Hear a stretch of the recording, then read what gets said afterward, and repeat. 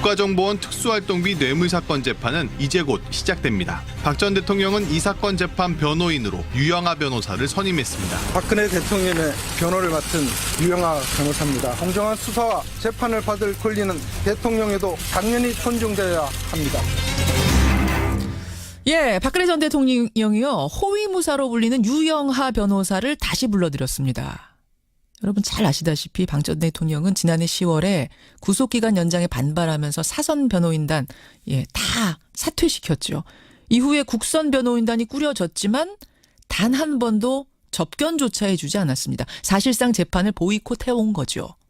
그런데 지난주 국정원으로부터 36억 5천만 원의 뇌물 받은 혐의로 추가 기소가 되자 곧바로 유영하 변호사를 변호인으로 선임한 겁니다. 이걸 어떻게 바라봐야 될까요? 어떻게 해석해야 될까요?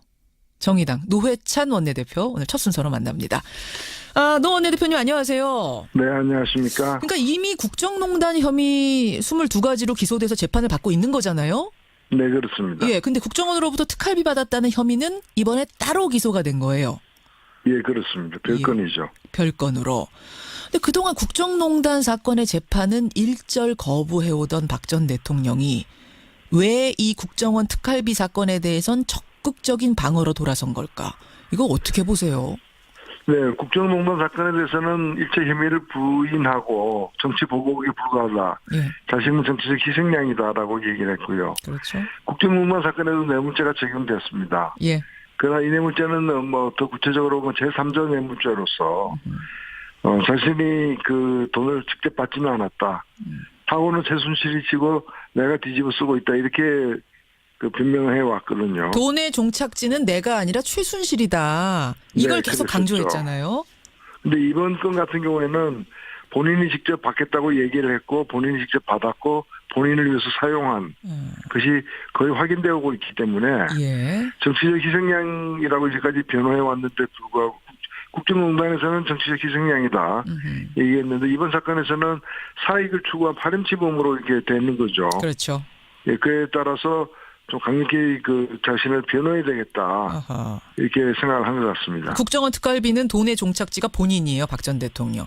의상비, 이미 확인되고 있습니다. 그렇죠. 주사비, 기치료비 이런 것에 썼다는 게 확인이 되고 나니까 이거 방어 못하면 나 정치 보복 당하고 있다. 나는 정치적 희생양이다. 이 프레임 자체가 깨져버리게 되는 거군요. 그렇습니다. 바로 그 점이 핵심이죠.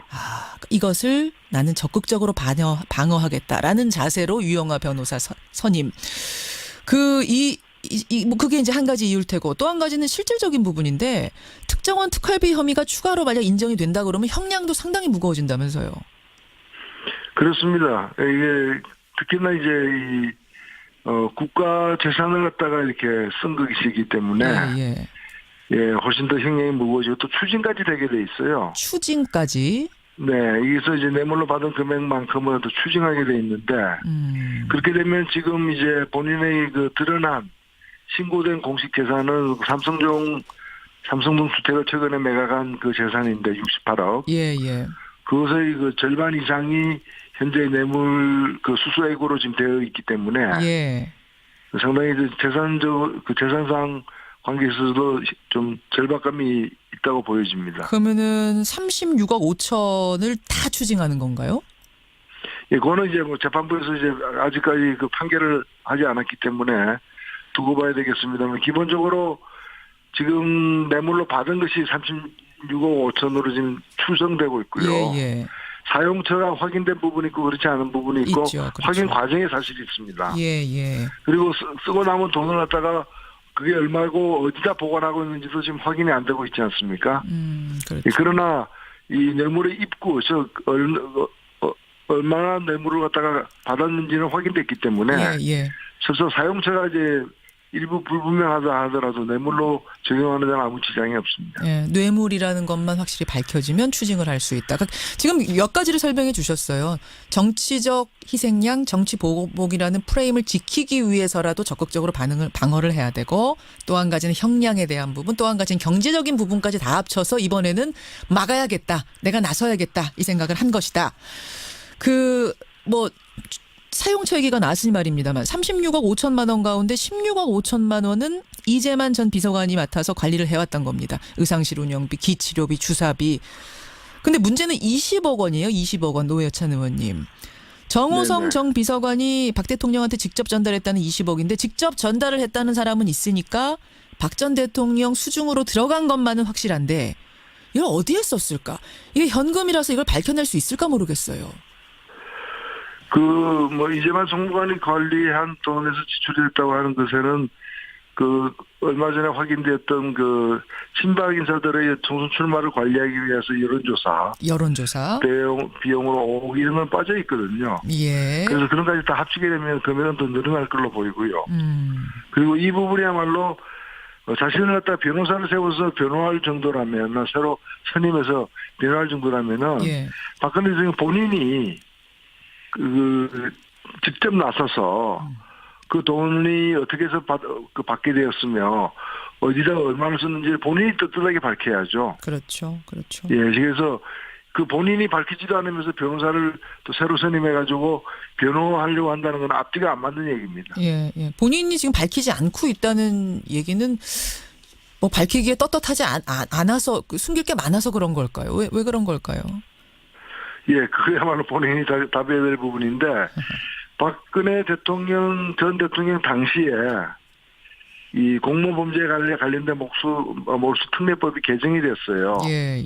그 전두환 전 대통령 몰수 때문에 생긴 일인데, 그래서 이 시효가 3년에서 10년으로 늘었습니다. 10년으로 추징 시효가 늘고. 예, 그래서 박근혜 전 대통령의 재임 기간 전체가 다 여기 포함되는 거고요. 맞아요. 충분한 시간적 여유가 지금 있는 상황이에요. 게다가 가족이나 측근 명의로 숨긴 재산까지도 추징할 수 있도록 이렇게 바뀌었었잖아요.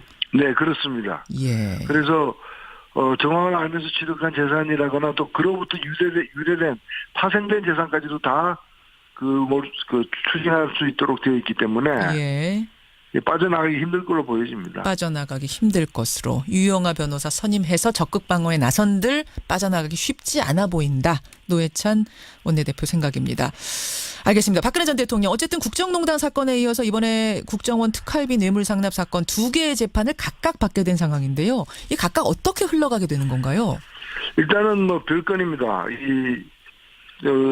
최종적으로 대법원이 이제 판단을 내린 서울중앙지법에서 판단 내린 것이 예. 기존의 재판을 받고 있는 국정농단 사건의 22부 형사 22부에서 재판을 받고 있는데 예. 이 건은 거기서 계속 다루는 게 아니고 남재준, 이병기 등 전 국정원장의 특활비 사건을 다루고 있는 데가 형사 32부입니다. 예. 거기다가 특활비끼리 따로 모여서 이렇게 따로 재판할 수 있도록 했기 때문에 예. 이 두 개의 재판이 별도로 진행되게 되는 거죠. 그렇게 가다가 중간에 합쳐지나요? 이런 경우에는 그냥 합해질 수도 있지만은 예. 지금으로서는 그냥 일단은 1심이니까요. 예. 1심에서는 그냥 가게 되고 이걸 나중에 합산하게 될 겁니다. 예, 1심에서 일단 따로 가고 2심부터는 합산하게 될 가능성이 크고 박근혜 전 대통령이 그럼 재판에 다시 모습을 드러낼까 이 부분도 궁금한데 기존의 국정농단 재판은 계속 보이콧하면서도 이 국정원 뇌물 사건 재판에는 직접 출석할 가능성도 있습니까? 그렇습니다. 이 형사 일단 22부 재판은 변호사도 다 사임했고요. 국선 변호사도 지금 거부하고 있는 상황이기 때문에 접견 거부입니다. 예. 그리고 법정 출두 요구에도 지금 응하지 않고 있는 사실상 보이콧가 완벽하게 이렇게 실현되고 있는 상황이고요. 예. 32부 이 재판 이번에 새롭게 특활비와 관련된 재판은 일단 재판이 박근혜 전 대통령과 관련해서는 재판이 진행되지 않았는데 변호사는 선임했으니까 그렇죠. 변호사가 출정을 하겠죠. 예. 하게 되고 이 재판에서 과연 그러면 박근혜 대통령이 국정농단 사건과 달리 출두할 것인가가 처음에 관심이 되는데 예. 논리적인 차원에서 보자면은 변호사까지 선임해가 방어하려고 해서 본인이 직접 나서서 아니라고 얘기를 해야 되는 건데 예. 그렇지 않다면 스스로 이제 모순에 빠지는 상황이 되고 또 22부 재판은 몸이 안 좋아서 지금 나갈 수 없다라고 얘기를 했는데 명분이 그거였죠. 네, 그렇습니다. 그런데 이 32부 재판은 또 아픈 몸에도 불구하고 나온다는 게 앞뒤가 안 맞는 거죠. 스스로 지금 굉장히 사실은 자충수를 계속 두고 있는 상황입니다. 굉장히 고민이 많겠네요. 지금 이걸 어떻게 해야 되나. 네. 예. 자충수를 둔 것이다. 나을 것 같으세요? 어떻게 보세요? 개인적으로는. 여기서 이제 변호환하고 본인은 이제 아프다는 이유를 이 재판에서는 아프고 저 재판에서는 안 아프고 이럴 수는 없는 거 아닙니까? 그러니까요. 예, 참 딱한 처지가 된 겁니다. 그래서 스스로 예. 그 땅을 파고 있다 저는 그렇게 생각합니다. 아이고, 알겠습니다. 예, 이 사건 어떻게 흘러가는 것인가? 왜 유영하 변호사만 선임했나? 많은 분들이 궁금해하셨는데 오늘 노회찬 원내대표가 명쾌하게 설명해 주셨네요. 고맙습니다. 네, 감사합니다. 예, 정의당 노회찬 원내대표였습니다. 지금 뇌물로 받은 것이 36억 5천으로 지금 추정되고 있고요. 예, 예. 사용처가 확인된 부분이 있고 그렇지 않은 부분이 있고 있죠, 그렇죠. 확인 과정에 사실이 있습니다. 예, 예. 그리고 쓰고 남은 돈을 갖다가 그게 얼마고 어디다 보관하고 있는지도 지금 확인이 안 되고 있지 않습니까? 그렇죠. 예, 그러나 이 뇌물의 입구, 얼마나 뇌물을 갖다가 받았는지는 확인됐기 때문에 예, 예. 실제 사용처가 이제 일부 불분명하다 하더라도 뇌물로 적용하는 데는 아무 지장이 없습니다. 예, 뇌물이라는 것만 확실히 밝혀지면 추징을 할 수 있다. 지금 몇 가지를 설명해 주셨어요. 정치적 희생양, 정치 보복이라는 프레임을 지키기 위해서라도 적극적으로 방어를 해야 되고 또 한 가지는 형량에 대한 부분, 또 한 가지는 경제적인 부분까지 다 합쳐서 이번에는 막아야겠다. 내가 나서야겠다. 이 생각을 한 것이다. 사용처 얘기가 나왔으니 말입니다만 36억 5천만 원 가운데 16억 5천만 원은 이제만 이걸 네, 계속 그랬었죠. 강조했잖아요. 근데 이번 건 같은 경우에는 본인이 직접 받겠다고 얘기를 했고 본인이 직접 받았고 본인을 위해서 사용한 것이 거의 확인되고 있기 때문에 예. 정치적 희생양이라고 이제까지 변호해 왔는데 불구하고 국정농단에서는 정치적 희생양이다 얘기했는데 이번 사건에서는 사익을 추구한 파렴치범으로 이렇게 되는 거죠. 그렇죠. 예, 그에 따라서 좀 강력히 그 자신을 변호해야 되겠다. 아하. 이렇게 생각을 한 것 같습니다. 국정원 특활비는 돈의 종착지가 본인이에요. 박 전 대통령. 의상비. 이미 확인되고 있습니다. 그렇죠. 주사비, 기치료비 이런 것에 썼다는 게 확인이 되고 나니까 이거 방어 못하면 나 정치 보복 당하고 있다. 나는 정치적 희생양이다. 이 프레임 자체가 깨져버리게 되는 거군요. 그렇습니다. 바로 그 점이 핵심이죠. 이것을 나는 적극적으로 방어하겠다라는 자세로 유영하 변호사 선임. 그게 이제 한 가지 이유일 테고 또 한 가지는 실질적인 부분인데 특정원 특활비 혐의가 추가로 만약 인정이 된다 그러면 형량도 상당히 무거워진다면서요. 그렇습니다. 이게 특히나 이제 국가 재산을 갖다가 이렇게 쓴 것이기 때문에 예, 훨씬 더 형량이 무거워지고 또 추징까지 되게 돼 있어요. 추징까지. 네, 여기서 이제 뇌물로 받은 금액만큼은 또 추징하게 돼 있는데 그렇게 되면 지금 이제 본인의 그 드러난 신고된 공식 재산은 삼성동 주택을 최근에 매각한 그 재산인데 68억. 예, 예. 그것의 그 절반 이상이 현재 뇌물 그 수수액으로 지금 되어 있기 때문에 예. 상당히 재산상 관계에 있어서도 좀 절박감이 있다고 보여집니다. 그러면은 36억 5천을 다 추징하는 건가요? 예, 그거는 이제 재판부에서 이제 아직까지 그 판결을 하지 않았기 때문에 두고 봐야 되겠습니다만 기본적으로 국가정보원 특수활동비 뇌물사건 재판은 이제 곧 시작됩니다. 박 전 대통령은 이 사건 재판 변호인으로 유영하 변호사를 선임했습니다. 박근혜 대통령의 변호를 맡은 유영하 변호사입니다. 공정한 수사와 재판을 받을 권리는 대통령에도 당연히 존중되어야 합니다. 예, 박근혜 전 대통령이요. 호위무사로 불리는 유영하 변호사를 다시 불러들였습니다. 여러분 잘 아시다시피 박 전 대통령은 지난해 10월에 구속기간 연장에 반발하면서 사선 변호인단 다 사퇴시켰죠. 이후에 국선 변호인단이 꾸려졌지만 단 한 번도 접견조차 해주지 않았습니다. 사실상 재판을 보이콧해온 거죠. 그런데 지난주 국정원으로부터 36억 5천만 원의 뇌물 받은 혐의로 추가 기소가 되자 곧바로 유영하 변호사를 변호인으로 선임한 겁니다. 이걸 어떻게 바라봐야 될까요? 어떻게 해석해야 될까요? 정의당 노회찬 원내대표 오늘 첫 순서로 만납니다. 노 원내대표님 안녕하세요. 네, 안녕하십니까. 그러니까 이미 국정농단 혐의 22가지로 기소돼서 재판을 받고 있는 거잖아요. 네, 그렇습니다. 예, 근데 국정원으로부터 특활비 받았다는 혐의는 이번에 따로 기소가 된 거예요. 예, 그렇습니다. 별건이죠. 별건으로. 근데 그동안 국정농단 사건의 재판은 일절 거부해오던 박 전 대통령이 왜 이 국정원 특활비 사건에 대해선 적극적인 방어로 돌아선 걸까? 이거 어떻게 보세요?